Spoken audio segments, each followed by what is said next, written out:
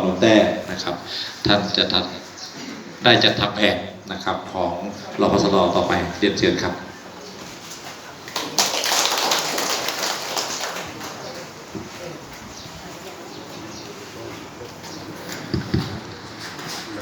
ค่ะเรียนท่านนายกองค์การบริหารส่วนตำบลโนนทาท่านรองนายกแล้วก็ท่านเลขาคณะเจ้าหน้าที่จากองค์การบริหารส่วนตำบลโนนทาทุกท่านแล้วก็ขอสวัสดีพ่อแม่พี่น้องชาวบ้านโคกสูงทุกท่านค่ะสวัสดีค่ะค่ะ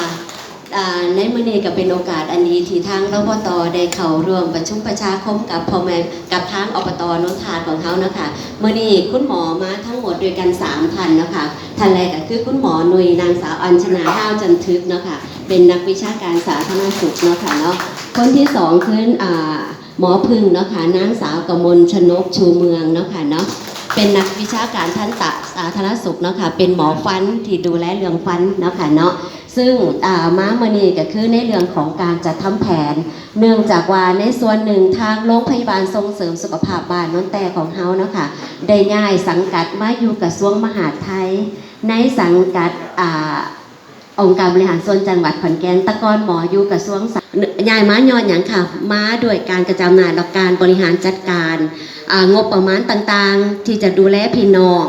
อย่างทั่วถึงการมาอยู่กับท้องถิ่นเสนอองค์การบริหารส่วนจังหวัดเป็นแผน5 ปีเหมือนกันก็เลยต้องได้มาขอจากพ่อแม่พี่น้องของเฮาว่าบ้านเฮายังมีปัญหาสุขภาพอีหยังแน่จากที่ทางคุณหมอเคยมีโครงการแบบนี้ทั้งบ้านเฮาอยากให้คุณหมอเห็นโครงการอีหยังแน่คุณหมอก็จะได้เตรียมเข้าแผนทรงนายกองค์การบริหารส่วนจังหวัดต่อไปนะคะแล้วประเทศก่อนที่จะไปถึงเรื่องแผนอยากบอกเรื่องสุขภาพสู่ฟังก่อนนะคะเนาะตอนนี้ฮ้อนบ่รู้สึกออกฮ้อนแขนขาบ่ออกฮ้อนบ่ค่ะนั่นล่ะค่ะโรคที่จะตามมาคือโรคลมแดดหรือฮีทสโตรกเนาะค่ะเนาะเกิดจากอากาศที่มันร้อนจัดมากๆเนาะค่ะเนาะเขาไปทำงานกลางแจ้งถึกแดดโดนๆคนที่เฮ็ดเวียกหนักออกกำลังกายหนักอันนี้เสี่ยงที่จะเกิดฮีทสโตรกแล้วก็โดยเฉพาะคนที่มีโรคประจำตัวเบาหวานความดันคนที่กินเหล้ากินแอลกอฮอล์เนาะค่ะเนาะอันนี้เสี่ยงแล้วก็อันตรายถึงชีวิตได้ถ้าซอยเหลือบ่ทันเนาะค่ะเนาะถ้าคนที่มีอาการเป็นฮีทสโตรกคืออุณหภูมิร่างกายมันจะร้อนขึ้นเลยค่ะเขาจับเบิ้งเลยค่ะมันจะร้อนโดยเฉพาะรักแร้ศอกคอพวกขาหนีบนะคะมันจะร้อนไปหมดเลยความร้อนมันสิพุ่งพอ40 องศากระสับกระส่ายใจสั่นวิงเวียนขึ้นใส่อาเจียนเนาะค่ะเนาะเป็นหนามือตาร้ายเนาะบางคนเริ่มซึมลงพูดจาบ่รู้เรื่องสับสนแล้วว่าที่นี่ถ้าเขาเป็นแบบนี้หรือไปพอเขาเสียจังไดค่ะถ้าเป็นแบบเนี้ยรีบไปหาหมอซะสิมาหอดหมอสิบ่ไปก่อนตีบาทที่เนี่ยการปฐมพยาบาลเบื้องต้นอันดับแรกถ้าอยู่การแดดฝ้าออกกันเขาหุงว่าเป็นไปปฐมพยาบาลกันกาดแดดหน่อยๆเนี่ยมันสิไปทั้งเบิดทั้งผู้ซอยทั้งผู้ป่วยได้บาทที่นี่ฝ้าเอากันเขาหุงค่ะโจมกันเขาหุงเนาะค่ะเนาะหาวีให้กันเนาะค่ะคล้ายเสื้อผ้าเอาไข่หลวงตะเข็บอันนี้ค่ะกางเกงนะคะต้องปลดออกให้หมดเนาะผ้าถุงที่ฮัดแน่นๆหลายๆสั้นด้วยเนี่ยปลดคล้ายออกเนาะค่ะเนาะหาผ้าชุบน้ำนะคะผ้าหน่อยที่แม่ผ้าคอเนี่ยไปชุบน้ำเย็นเลยค่ะมาเซ็ตเขาหาหัวใจเปิดรูขมขนเนาะค่ะเนาะถ้ากินน้ำได้จิบน้ำบ่อยๆแล้วฝ่าโทษเอิญปูชีเนาะค่ะเนาะอันนี้ฝากไว้แล้วก็โดยเฉพาะเด้อไปทงไปทาค่ะน้ำยัดถิงเด้อค่ะถือน้ำไปน้ำจิบบ่อยๆเห็นป่ะค่ะเขาจะเริ่มรู้สึกปากแข็งคอแห้งเนาะ5 นาทีจิบ5 นาทีจิบอันนี้มันจะช่วยระบายความร้อนได้อันนี้ฝากไปเนาะค่ะเนาะเพราะว่าหากคนมีโรคประจำตัวถึงกับอันตรายเสียชีวิตได้เนาะค่ะเนาะโรคอีกโรคหนึ่งคือจังพี่กำนันบอกไปแล้วคือเด็กจมน้ำเป็นถ้าเป็นเด็กต่ำกว่า14 ปีการเสียชีวิตในเด็กคือการที่เด็กจมน้ำเนาะค่ะเนาะเพราะฉะนั้นแล้วต้องฝากบอกลูกบอกหลานหรือเนี่ยแต่คุณสุภาพบุรุษบอกตัวเองอย่าไปว่านแหตากแดดเด้อ มันหมาย อันตรายมากเนาะค่ะเนาะเขาบอกว่าเขาแข็งแรงแหละ แต่ว่าเขาดูกลางแดดเรามันเสียเนื้อเลยล่ะแล้วแต่คิ้วมันจะกินได้บ่อยเนาะค่ะเนาะเกิดที่นี่ถึงคนแข็งแรงแต่สร้างค่ะแต่คิ้วกินเมื่อใดแล้วมันก็จมมันบ่มันบ่ขึ้นมาล่ะมันซอยเหลือตัวเองบ่ได้เนาะค่ะโดยเฉพาะบ้านเฮาเนาะห่วยน้องฟ้องเบิ่นแนมลูกแนมหลานเห็นดีๆต้องสอนเขาว่าอย่าไปเล่นน้ำหรือถ้าไปเล่นต้องเฝ้าขึ้นมาอย่าไปเล่นโดนหรือมีพ่อมีแม่ไปเป่าเนาะค่ะเนาะเราต้องสอนทักษะการซอยเหลือชีวิตให้กับลูกกับหลานหรือให้ตัวเองก่อนเนาะค่ะเนาะถ้าพอดค้นจมน้ำให้เฝ้าเอิ้นคนมาซอยตะโกนเอิ้นคนมาซอยเฝ้าโทรหาพี่หาน้องอย่าลงไปซอยเองมันสิไปน้ำกันออดหลอดคือจังพี่กำนันบอกว่าทางบุรีรัมย์หาคน6 คนค่ะ4 คนไปลาดของหนองสมองภายในบ่ถึงเดือนค่ะเคสแรกอยู่ตำบลดอนดูบ้านหนองไทยน้อยเด็กน้อย5 ปีเคสที่2เมื่อวันที่ที่ผ่านมาเนี่ยค่ะต้นเดือนเมษายนอยู่บ้านดอนตะแบงตำบลตะกัวป้าเด็กน้อย9 ปีมาเยี่ยมผู้ปกครองมาจากทางอื่นมาเยี่ยมผู้ปกครองพาไปงมหมกหอยกะว่าน้ำก็เลิกเพิ่นกับงมน้ำกันได้สักพักลูกหายไปเขาไม่ได้ชินพื้นที่เขาก็รู้ว่าน้ำมันมีลึกคือบ่ลึกมันไหลไปแม่นบ่ค่ะบางเทื่องมไปแล้วก็เลื่อนไปนะคะนะบ้านเฮาบอกว่ามีคนพาไปเนาะนั่นล่ะค่ะเพราะฉะนั้นแล้วต้องระวังบาดที่นี่เขาจะซอยขึ้นมาได้อยู่แต่ว่ามันช่วยไม่ทันแล้วนะคะเนาะอันนี้ฝากคือเด็กหน่อยเสียชีวิตหลายอีหลีในช่วงนี้เพราะฉะนั้นเราต้องบอกลูกหลานเด้อเราก็สอนให้เขาคือถ้าเห็นคนจมน้ำห้ามลงไปซอยเป็นเด็ดขาดมันสิกดกันหาห่วงยางหาอีหยังหากระติกไปให้ขาดเขายังเดวอยู่อย่าแรงลงไปหาใหม่ยาวๆเดให้กันถ้าไปน้ำกันหลายคนผู้นึงต้องฝ้าวแลนหาผู้ใหญ่หรือโทรศัพท์เนาะค่ะน้องก็ต้องลงไปซอยกันมันจะลดความสูญเสียได้มากหลายขึ้นมาแล้วปุ๊บฝ้าวอุ้มผาดตาให้น้ำไหลออกนอนหงายตะแคงหน้ากดหน้าอกปั๊มหัวใจฝ้าวหาอุ้มชีพอบตเฮาเนาะค่ะเนาะอันนี้ฝากไว้หลายๆอีกโรคนึงที่ตามมาคือโรคอุจจาระล้วนหน้าฮ้อนกินอีหยังให้ระวังเด้อค่ะสุภาพบุรุษเนาะก้อยดิบเนื้อดิบเนาะลาบปลาเนาะอาหารทานคืนอาหารทะเลโดยเฉพาะสงกรานต์นี้ลูกหลานสิมาให้เฝ้าระวังเนาะเฮ็ดให้มันสุกสักก่อนค่อยกินเด้อค่ะเด้ออันนี้อุจจาระล้วนเนาะค่ะเนาะอันนี้ฝากไว้หลายๆเนาะค่ะเนาะบัดผู้ใดมีอยากซักถามในเรื่องปัญหาสุขภาพอีกบ่คะหมอก็ออกมาให้บริการผู้ป่วยอยู่นี่นะคะประมาณทุก2 เดือนเนาะค่ะเนาะอันนี้เราก็ต้องไปถามกันบัดที่นี่กสิมาถามปัญหาทางด้านสุขภาพเพื่อจะไปน้ำสู่แผนสุขภาพของรพต.แล้วก็ส่งเขาจังหวัดต่อไปเนาะค่ะเนาะเดี๋ยวสำหรับแผนงานโครงการซึ่งทางรพต.บรรจุไว้เฮ็ดอยู่แล้วเฮ็ดเป็นประจำทุกปีเนาะค่ะเนาะซึ่งพยายามเฮ็ดให้มันครอบคลุมตั้งแต่แรกเกิดจนมาฮอดผู้เฒ่าเนาะค่ะเนาะสำหรับโครงการในปี 2569 ที่ผ่านมา 2570 เนาะค่ะโครงการที่คุณหมอได้เฮ็ดเป็นประจำทุกปีแล้วก็พ่อแม่พี่น้องเขาก็จะได้รับผลประโยชน์อยู่เนาะค่ะอันแรกก็คือเป็นในเรื่องของโครงการเบาหวานความดันก็คือจะมีการรณรงค์คัดกรอง35 ปีขึ้นไปเสร็จแล้วคัดกรองเสร็จแล้วเนาะค่ะเนาะได้กลุ่มเสี่ยงมากับมาอบรมปรับเปลี่ยนพฤติกรรมตอนนี้หมออบรมปรับเปลี่ยนพฤติกรรมไปแล้วรอติดตามผลปลายเดือนเมษาหมอจะออกมาติดตามกลุ่มเสี่ยงแล้วก็ว่ายังเสี่ยงอยู่บ่ไปอบรมมาแล้วเฮ็ดตามคุณหมอเพิ่นบอกบ่เฮ็ดบ่ได้ยังสูงอยู่ก็ต้องส่งเข้าต่อรักษาโรงพยาบาลหนองสองห้องต่อไปในกลุ่มป่วยหมอมีโครงการดูแลภาวะแทรกซ้อนเนาะค่ะเนาะอันนี้สำหรับโครงการเบาหวานความดันแล้วต่อไปคือในเรื่องของมะเร็งลำไส้เนี่ยจะมีการรณรงค์คัดกรองทุกปีในอายุ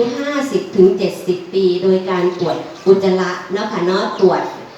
ง่ายๆเนาะค่ะเนาะอันเนี้ยแต่ว่า2 ปีจังไปตรวจซ้ำอีกรอบนึงผู้ใดที่ตรวจแล้วสำหรับตรวจแล้วปีที่แล้วเนาะปีนี้เนาะค่ะอีก2 ปีค่อยจะตรวจเนาะค่ะ หากเกินกลุ่มอายุเป็น10 ปีก็จะไม่ได้ตรวจให้นะคะเนาะอันนี้ก็จะทำทุกปีนะคะเป็นการตรวจด้วยตนเองเดี๋ยวนี้ทั้งเทคโนโลยีทั้งการแพทย์เพิ่นกับมีการพัฒนาเรื่อยๆแต่ก่อนเนี่ยเพิ่นกับสิพากันไปขึ้นขายังอยู่รอบปตเนาะบางคนก็อายบ่กล้าตรวจเนาะค่ะเนาะเดี๋ยวนี้ตรวจง่ายป้ายเองเหมือนป้ายโควิดจากเข้าป้ายจมูกเข้าสิมีป้ายอันนี้แทนป้ายเองเนาะค่ะหมอก็จะออกในหมู่บ้านเหมือนเดิมค่ะออกทุกหมู่บ้านมารณรงค์คัดกรองตอนนี้รอซื้อชุดตรวจเนาะค่ะเนาะก็น่าจะประมาณพฤษภาเนาะค่ะเนาะก็จะออกมาในหมู่บ้านอีกเหมือนเดิมเนาะค่ะสำหรับเด็กน้อยนะคะก็จะมีโครงการส่งเสริมพัฒนาการเด็กน้อยนะคะและเกิดถึง5 ปีมีอสม.เป่าระวังในการชั่งน้ำหนักนะคะแล้วพอต่อก็จะกลุ่มผู้ปกครองกลุ่มอสม.ไปอบรมให้ความรู้ในเรื่องของพัฒนาการเด็กเนาะค่ะเนาะเพราะว่าเดี๋ยวนี้ที่ตามมาคือในเรื่องของพัฒนาการช้าในเด็ก0-5 ปีเด็กน้อย2 ปีว่าบ่ได้ค่าเหรียญแต่โทรศัพท์ผู้ปกครองเลี้ยงลูกมักง่ายก็คือจังอยู่กับผู้เฒ่าเด้ผู้เฒ่าสมัยก่อนนี่นะมันเล่นเงี้ยน้อยเล่นขี้ตมเล่นขี้ดินขี้ดอนเล่นไปเฮ็ดปุ๊บเฮ็ดแนวเล่นเล็กน้อยแม่ค่ะให้อันนั้นเป็นการฝึกพัฒนาการแต่เดี๋ยวนี้ปุ๊บแม่สบายแล้วมันเอาโทรศัพท์ทิ้งให้เลยมันก็เล่นกดเกมโอ้ยลูกกูเก่งพะนะเล่นเข้าโปรแกรมนั่นโปรแกรมนี้ทางแท้นั่นคือสร้างความล่าช้าทั้งด้านพัฒนาการทั้งด้านทั้งสมองกล้ามเนื้อมัดเล็กการนึกคิดการตัดสินใจการล่อพวกนี้นะคะการเคลื่อนไหวต่างๆเนี่ยมันเฮ็ดให้เด็กน้อยพัฒนาการช้าเด็กน้อยจะพูดบ่เป็นความหมายเว้าพ่อแม่บ่ได้บ่ได้เว้าย่ำๆๆๆเว้าเป็นภาษามนุษย์เนาะนั่นล่ะค่ะอันนี้มีเยอะอันนี้ก็จะมีการอบรมให้ความรู้ทุกปีนะคะแล้วก็ในกลุ่มผู้สูงอายุนะคะเนาะหลังจากทางอสม.เขาเจ้าคัดกรองประเมินกิจวัตรประจำวันเขาเจ้าก็สิไปสอบถามเนาะอีแม่ตักกินข้าวเองได้บ่เข้าห้องน้ำเองได้บ่เนาะค่ะผู้สูงอายุอสม.ไปคัดกรองแล้วหมอจะนำกลุ่มนั้นค่ะมาแบ่งคือกลุ่มติดบ้านติดสังคมนะคะกลุ่มติดเตียงกลุ่มติดบ้านอันนี้จะได้รับการดูแลโดยกองทุนดูแลผู้สูงอายุของอบต.โนนถาดเฮาก็จะมี CG CM ออกไปดูแลเนาะค่ะเนาะแล้วก็กลุ่มสุขภาพดีก็จะนำมาอบรมให้ความรู้นะคะเพื่อป้องกันว่าให้เกิดเป็นติดบ้านติดเตียงนะคะอันนี้นอกจากนั้นแล้วก็จะมีโครงการควบคุมป้องกันไข้เลือดออกนะคะโดยความร่วมมือขององค์การบริหารส่วน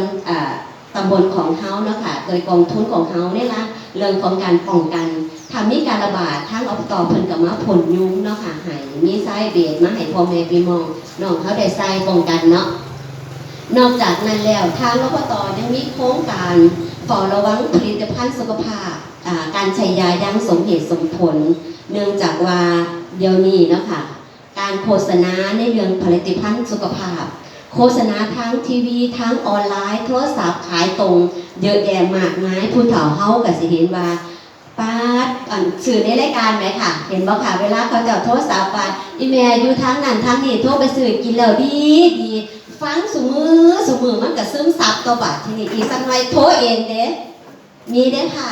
แม่นบ่ได้หนาไม่ได้เพลงได้ซื้อได้เชื่อบ่ผลิตภัณฑ์สุขภาพเขาจะบอกว่ากินยาแก้ปวดชุนี้หายดีซื้ออาหารเสริมมื้อนั้นมื้อนี้ซื้อมาให้กินดีทางแท้จากเขาผลิตมีออยบ่มีออยให้ซื้อมากินโลดเนาะค่ะเนาะบางเชื่อพวกครีมหนาขาวต่างๆนานาเขาใส่สารประหลอดลงไปพวกยากินแก้ปวดต่างๆเขามีสเตียรอยด์เนาะค่ะเนาะกินแล้วทำให้หายค่ะแต่ว่ามันต้องเพิ่มขนาดเรื่อยๆกินจาก1 ชุดหายต้องเพิ่มเป็น2เป็น3 ชุดกินแล้วก็คือไตเสื่อมไตวายกระดูกพรุนเดินไม่ได้เนาะค่ะเนาะอันนี้ของเสียของมันทางอบต.มีโครงการในการอันนี้แล้วโครงการซึ่งมาใหม่ปีนี้คือโครงการของปี60เนาะค่ะเนาะคือการโครงการรณรงค์คัดกรองไวรัสตับอักเสบ C และ B เป็นการค้นหาในกลุ่มประชาชนอายุ35 ปีขึ้นไปนะคะอันนี้เป็นการคัดกรองเบื้องต้นที่จะนำไปสู่หามะเร็งตับแม่นบ่ค่ะเดี๋ยวนี้เริ่มพัฒนาขึ้นแล้วแต่ว่างบประมาณมาปีนี้อาจจะยังบ่ได้หลายหมอจะออกมาในหมู่บ้านเหมือนเดิมนะคะมาคัดกรองเจาะเลือดจากปลายนิ้วแล้วก็หยดใส่ชุดทดสอบ ถ้ามีผลบวกปุ๊บก็จะส่งพบหมออีกครั้งหนึ่งบ่แม่นว่าเป็นเลยเด้ตอนนี้รอชุดตรวจอยู่เด้อค่ะเดี๋ยวใครมาตรวจกันนะคะอยากฝากว่าเวลาทางพยาบาลเพิ่นประชาสัมพันธ์ที่ทางรปตจะมาให้บริการต่างๆนะอยากให้ออกมารับบริการเยอะๆบ่ได้เสียเงินได้ค่ะพอในส่วนหนึ่งจังคัดกรองเบาหวานความดันเฮามองเข้ามีกองทุนรับประกันสุขภาพโนนถาดของเขาแล้วค่ะสนับสนุนอุปกรณ์ต่างๆนามาให้พ่อแม่พี่น้องสติตรวจอันนึงบ่แม่นหน่อยบาทเด้แม่นบ่ค่ะอยากให้มาตรวจแล้วถ้าเสี่ยงหมอก็มาอบรมให้ความรู้ควบคุมได้ดีก็บ่ต้องกินยาบ่ต้องเป็นคนไข้ควบคุมบ่ดีก็ไปรับยาเปล่าไปรับปึ๊บกินยามันสิควบคุมได้บางคนมาข่อยบ่อยากกินยาดอกไตข่อยสิเสื่อมมันบ่เสื่อมค่ะเพราะว่าทางคุณหมอได้มาอบรมให้ความรู้แล้วว่าการกินยาคือควบคุมระดับเลือดระดับความดันให้มันอยู่ในระดับปกติแล้วหมอเจาะเลือดเป็นประจำทุกปีว่าไตมันเสื่อมไหมเนาะค่ะเนาะถ้าเฮาบ่กินมันควบคุมบ่ได้มันไตมันก็ทำงานหนักเพิ่มขึ้นมันก็เลยเสื่อมไปเองเสื่อมเร็วกว่าคนที่กินยาอยู่เพราะฉะนั้นแล้วคุณหมอให้ยามาให้กินยาสม่ำเสมอเพราะสั่นค่าน้ำตาลมันสิเรียงมันสิขึ้นปื๊ดพอจะไปหาหมอปุ๊บหมอให้ยาปุ๊บมันลงปั๊บเนี่ยหมอก็ต้องดันขึ้นมามันปกติแม่นบ่ค่ะเนี่ยค่ะการที่มันเวียงเสร็จนะคะมันควบคุมมันเฮ็ดให้ไตทำงานหนักไตมันก็เลยเสื่อมมันก็เลยจะวายเร็วแล้วค่ะนะปกติคนเฮาไตเสื่อมไปตามระยะของร่างกายอยู่แล้วเนาะค่ะเนาะอันนี้ก็ต้องฝากไว้เพราะฉะนั้นแล้วนี่ค่ะโครงการจึงเขาจะเฮ็ดในปี6970ก็จะมีประมาณนี้เนาะค่ะเนาะบัดที่นี่พ่อแม่พี่น้องเขาเห็นว่านอกจากโครงการที่หมออะไรมาเนี่ยในปี71เป็นต้นไปเนี่ยค่ะ71 72 73 74 75นะคะอยากทำโครงการอีหยังแน่ที่แก้ไขปัญหาสุขภาพในหมู่บ้านเฮานอกจากคุณหมอที่บอกมาโครงการมื้อนี้ยังมีเหมือนเดิมนะคะที่หมอจะไปบรรจุในแผนเนาะค่ะเนาะอยากเฮ็ดโครงการอหยังเสนอมาได้ค่ะบ่มีถึงมือผิดหมอก็จะเขียนไปแล้วก็จะไปรวบรวมกับอีก5หมู่บ้านเนาะค่ะเนาะแล้วก็บรรจุไว้หมออะไรมาอีกค่ะโครงการอย่างแน่ที่หมอยังบ่ได้เว้าถึงเราอยากเฮ็ดเสนอได้ค่ะบาทที่เนี่ยยกขึ้นได้เลยค่ะที่หมอยังบ่ได้เขียนจ้ะไอ้คนอ๋อควบคุมป้องกันโรคไข้เลือดออกทางอันนี้เฮ็ดใบประจำอยู่เรียบร้อยแล้วค่ะมีอยู่แล้วเนาะค่ะเนาะก็ยังเฮ็ดต่อเนื่องไปเนาะค่ะเนาะโอเคจ้ะอันนี้ก็ต้องขอฝากไว้เด้อค่ะเด้อเฮาอยู่ในบ้านก็เปิดพัดลมจุดยากันยุงเนาะค่ะเนาะถึงอากาศร้อนยุงก็ยังอยู่เด้ค่ะยุงทนเนาะค่ะเนาะอันเนี้ยจ้ะอันต่อไปมีโครงการอย่างอีกค่ะที่ยังที่หมอบ่ได้เขียนไว้เรายังอยากเฮ็ดคุณพ่อคุณแม่อสมผู้นำเฮาเนาะค่ะอยากให้หมอเฮ็ดเพิ่มเติมโครงการใดอีกคะจักแล้วอ๋อโครงการผู้สูงอายุเพิ่นมีปัญหาในเรื่องปวดข้อเข่าหมอไปเห็นนะคะมันมีโครงการพอกเข่าด้วยสมุนไพรพอกเข่าเนาะค่ะอันนี้หมอก็เห็นดีน้ำอยู่เดี๋ยวหมอบรรจุไว้เนาะค่ะออกมาให้บริการโดยแพทย์แผนไทยเนาะค่ะมาให้บริการเนี่ยค่ะพอกเข่าในผู้สูงอายุป้องกันข้ออักเสบได้ข้อเข่าเสื่อมได้ค่ะอันนี้ดีค่ะนี่โครงการไหนดีค่ะออกมาเลยนี่ยังอีกคะปัญหาสุขภาพช่องปากมีบอตอนนี้เราพ่อต่อมีเครื่องขูดหินปูนด้วยค่ะจะถอนฟันเหลวได้เด้อผู้ใดฟันโยกแล้วค่ะเนาะตอนนี้กำลังสั่งเครื่องขูดหินปูนไปหมอกำลังสาวแต่หมอกับพ่อแห้งแล้วมาปลายพฤษภานะคะเนาะหมอกับหมอกับพ่อแห้งขึ้นเลยหินปูนอยู่แล้วพ่อต่อเขาของหินปูนกับของแอร์คุณได้ค่ะของแพทย์แผนไทยกับของแอร์ด้วยค่ะไปใส่บริการได้เด้อคุณหมอมีของแอร์ถูกของแล้วไปบริการในโรงพยาบาลทำนะคะห้องประชุมกติของแอร์เนาะค่ะเนาะ มาอยู่ส่วนของถิ่นในส่วนหนึ่งคือการจัดซื้อคู่ลูกพันธุ์ต่างๆที่มาในรพต.นะคะเนาะอันนี้มันจะมีความสะดวกสบายเพิ่มมากขึ้นได้งบประมาณมาซื้อเพิ่มมากขึ้นค่ะมันก็เคยมีข้อจำกัดปัญหานะคะอยู่ทั้งสาธารณสุขเพิ่นต้องให้ซื้อเครื่องใหม่ทดแทนเครื่องเดิมทันทีเครื่องเดิมเขาบ่มีเลยเขาก็เลยซื้อทดแทนบ่ได้แต่ว่ามาอยู่ของพิมพ์ปุ๊บเขาหาอุปกรณ์ตัวนี้เขาก็ทำแทนเข้าไปทยอยซื้อเอาไปมาแต่สิมีครบทุกอย่างทุกแนวค่ะ ตอนเนี้ยท่านนายกให้ซื้อเครื่องตรวจร่างกายราคาประมาณที่200,000พอจะเข้าไปดึงปุ๊บมันสิวัดความดันเขาสอนแขนต่อไปปุ๊บวัดความดันวัดมันกับสิแลนเขาก็ไม่เจอนี่เครื่องชั่งน้ำหนักยืนอยู่ว่าหันละค่ะจะชั่งน้ำหนักตีดัชนีร่างกายออกมาเลยค่ะเขาระบบคอมพิวเตอร์เลยสบายค่ะวัดออกมาทุกอย่างได้เลยนะคะตอนนี้เพิ่นกำลังทยอยซื้อรพต.ในอำเภอเรื่องของตอนนี้อยู่ประมาณอยู่3ที่ได้เครื่องตัวนี้ตัวละ200,000ท่านนายกเพิ่นเห็นความสำคัญเนาะค่ะเนาะเพิ่นก็เลยเริ่มทยอยซื้อจัดซื้อให้นะคะเกี่ยวกับเครื่องปั๊มหัวใจนะคะเครื่อง AED เนาะค่ะเนาะพระเจ้าเกษตรมีครบทุกแห่งแต่ว่ารพต.เฮามีแล้วค่ะแต่บ่อยากใส่ดอกเนาะเป็นปั๊มเครื่องปั๊มหัวใจนะคะว่าแต่เฮาซอยเหลือกันเบื้องต้นเนาะมีโครงการอย่างอีกคะเพราะว่าต่อไปเพิ่นสิเป็นเฮ็ดแผนของทางอบต.นี่ค่ะอ๋อนิ้วมือเท้าช้าๆก็คือการเจาะเลือดอยู่แล้วก็จะเป็นโครงการออกกำลังกายเอาเนาะค่ะเนาะพอส่วนหนึ่งคือจากการที่ผู้สูงอายุนั่นขึ้นมาแล้วของน้ำรองไหมค่ะโครงการตรวจคัดกรองโรคพยาธิใบไม้ในตับนะคะโดยการตรวจปัสสาวะตรวจง่ายค่ะตะกอนเขาตรวจจากอุจจาระเดี๋ยวนี้มีการตรวจปัสสาวะนะเหมือนว่าตรวจปัสสาวะอันนี้มาตรวจนะคะเนาะเขาจะมีทยอยให้แต่ละรพต.ว่าอำเภอนี้จะได้จัดรพต.จังซี่นะคะตอนนี้ของอำเภอหนองสมเหามีได้น้ำรองอยู่รพต.ตะกัวปลาค่ะของเฮายังบ่ได้น้ำรองถ้ามีเขามาปุ๊บหมอก็สิมาเฮ็ดให้พ่อแม่พี่น้องบ้านเฮาในเรื่องคัดกรองจ้ะโอเคโครงการรณรงค์คัดกรองตรวจหาพยาธิใบไม้ในตับนะคะเนาะแต่ว่าทั้งนี้ทั้งนั้นต้องลดการกินดิบเด้ปลาดิบหมอแดงแล้วลาปลาสู้หมอกินเนาะแล้วก็คิดตัวตัวแบบนี้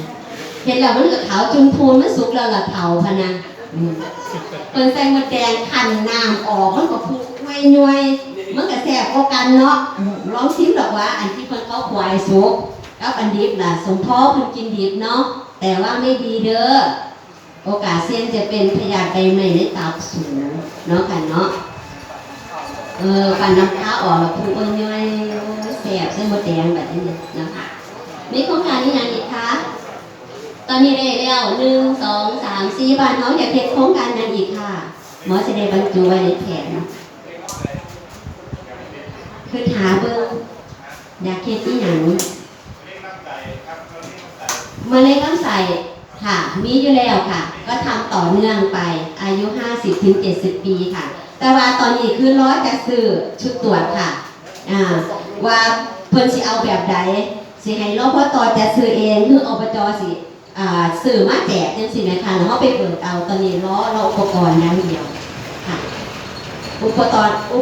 รณ์มาเมื่อใดก็คือออกมาคัดกรองนะคะสิให้เอาสมอเอาไปให้เฮาเก็บมาให้คุณหมอตรวจนะคะคัดกรองมะเร็งลำไส้ใหญ่นะคะเนาะอันเนี้ยเป็นความที่มันเป็นโครงการที่ดีได้ค่ะบางคนคอยพบไปตรวจดอกข่อยย่านลังค้นตรวจแล้วเวลาตรวจมันก็จะขึ้นขีด1 2 ขีดเนาะตกใจย่านขึ้น2 ขีดพอไปตรวจเขายังกับค่ะ2 กล่องไงเป็นการที่เสียโอกาสหลายเพราะตรวจเจอเราว่าไป2 กล่องตอนนี้ว่าได้ไป2 ไกลได้ค่ะตะกอนโครงการปีแรกๆไป2อยู่โรงพยาบาลศิรินธรเดี๋ยวนี้2ที่โรงพยาบาลพลค่ะสบายแล้วทีนี้การส่องกล้องเจ้าเดินไปดุงๆเจ้าสิขอตรวจโรงพยาบาลบ่มีทางค่ะ หมอบอกเลยเจ้ามีภาวะอาการจุกเสียดแน่นท้อง คือจังเจ้าของสิเป็นคิดว่าเจ้าของสิเป็นแล้วไปขอตรวจบ่มีทางได้ตรวจค่ะ แต่ว่าถ้าคุณมาตรวจในโครงการที่รพต.จัดดำเนินการแล้วขึ้น2 ขีดเนาะขึ้นบวกปุ๊บหมอมีใบส่งตัวไปตามนัดพวกเจ้าก็ต้องเฮ็ดหยังค่ะไปนอนอดเขาอดน้ำเพื่อส่องกล้องลำไส้มีผู้ใดเคยไปส่องกล้องไหมค่ะ ดีบ่ค่ะนั่นเห็นไหมดีมากยู่ซื้อๆบ่ได้ตรวจเขาก็สิรู้ว่าอู้ลำไส้ข่อยสะอาดแล้วเนาะค่ะเป็นโครงการที่ดีมากเนาะค่ะเนาะอยากให้มาตรวจเก็บทายมือนี่บ่ได้หมอยังให้โอกาสเพราะว่าหมอออกหมู่บ้านหามือใดออกผู้ใดออกมือแรกเนี่ยโชคดีไปผมยังมีเวลาเก็บไปอีกได้4 มือแต่ปานนั้นกับผมมีคนเก็บให้หมอก็มีเหมือนกันหลอดเป่าก็ยังมีเหลืออยู่เนาะค่ะเนาะเสียดายหมอเสียดายตามแล้วก็ตามอีกผู้ลังคนกับยานพอโลกจักสิยานหยังดอกเนาะพบเร็วรักษาเร็วค่ะโอกาสหายสูงมากสำหรับมะเร็งลำไส้ใหญ่มะเร็งเต้านมมะเร็งปากมดลูกโอกาสหาย 100% เลยค่ะถ้าตรวจเจอระยะเริ่มแรกเด้อเนาะค่ะเนาะมีโครงการอีกอย่างอีกคะ โครงการหลอกตากับโครงการตัดแว่น อ๋อโครงการคัดกรองโรคต้อกระจกเนาะค่ะเนาะแล้วก็ตัดแว่นให้ผู้สูงอายุเนาะค่ะเนาะอันนี้ก็เป็นโครงการที่ดีจำได้บ่ค่ะตะกอนโรงพยาบาลนี่ยังบ่ค่ะที่เขาเจ้าออกมาให้บริการ โคราชเมมโมเรียล บ่ค่ะโครงการของโรงพยาบาลของสุภมิตรเข้าร่วมมือกับสปสชนะคะที่เขาจะออกมาคัดกรองภาวะต้อกระจกแล้วก็ตัดแว่นตาให้ผู้สูงอายุเนาะค่ะได้ผ่าตัดต้อกระจกแต่ว่าตอนนี้ก็เงียบหายไปเดี๋ยวหมอบรรจุไว้ในแผนเพื่อเสนออบจให้เขาเจ้ามีโครงการดีๆแบบเหนือมาซึ่งผู้สูงอายุได้ประโยชน์นะคะเขาเจ้ามีรถรับส่งแหมเนาะรถตู้รับส่งดีเขาลดประหยัดค่าน้ำมันเขาประชุมทานคอมพิวเตอร์เลยค่ะเมื่อวานนี่ก็ประชุมประจำเดือนของอบจค่ะรบตทั้ง248ยาเสพติดเป็นความร่วมมือของทุกกระทรวงเนาะค่ะเนาะทางอบตเฮามีศูนย์คัดกรองเป็นศูนย์คัดกรองยาเสพติดแล้วก็เจ้าก็สิมีการคัดกรองเกือบทุกปีอยู่แล้วซึ่งเขาเจ้าบรรจุไว้อยู่แล้วทั้ง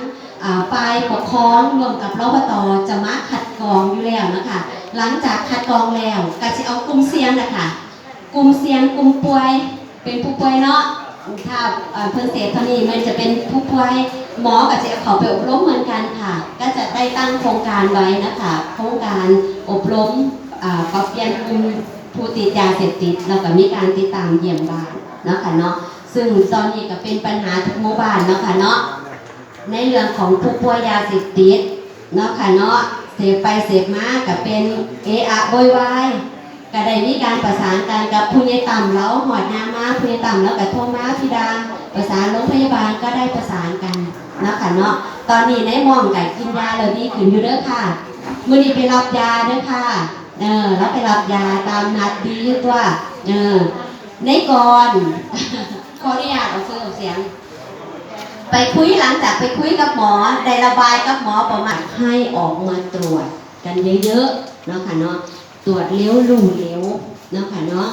ก็ได้รักษาเลี้ยวควบคุมได้เลี้ยวก็จะบ่มีปัญหาภาวะแทรกซ้อนเบาหวานความดันถ้าควบคุมได้ดีมันจะบ่เกิดตาไตตีนเนาะควบคุมไม่ดีคือตาเป็นต้อกระจกตาฝ้าตามัวเนาะค่ะเนาะไตวายไตเสื่อมเนาะค่ะแล้วก็เท้า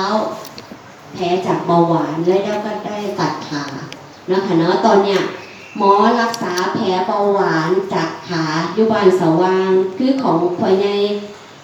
สัมพันธ์พร้อมวิชัยล้างแผลจะเป็นเดือนแล้วพ่อใหญ่แดงบ้านสว่างเหมือนกันค่ะอันนี้ก็ล้างแผลตั้งแต่ปีที่แล้วจนหอดปีนี้เนาะค่ะเนาะยังไม่จะได้มอบเวทีต่อให้ทางอบตต่อไปค่ะสวัสดีค่ะ